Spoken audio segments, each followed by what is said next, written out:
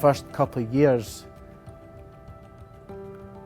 every weekend I'd be arguing. I used to work longer hours so I didn't have to come home.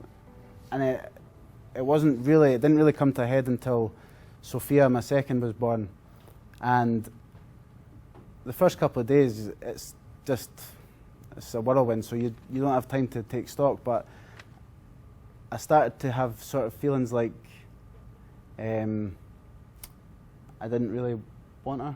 I wasn't bothered. Somebody could have came in and said, I'm just going to take her away. I would have been like, no bother, that's fine.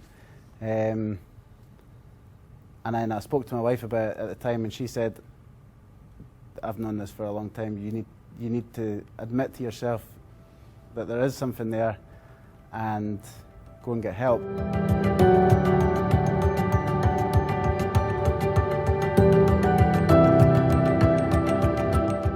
The stigma that I had created in my own head stopped me from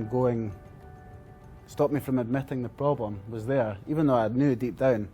The fear of what other people would think, the fear of what would happen to me, the fear of what Suzanne, my wife, and my kids would think, and all that sort of stuff. So it wasn't until I managed to basically get the bottle to try and ignore the stigma, if you like, and just say, well, this is affecting my family, so I'm going to sort it out for us, never mind what anyone else thinks. And that was the point of when things started to turn around.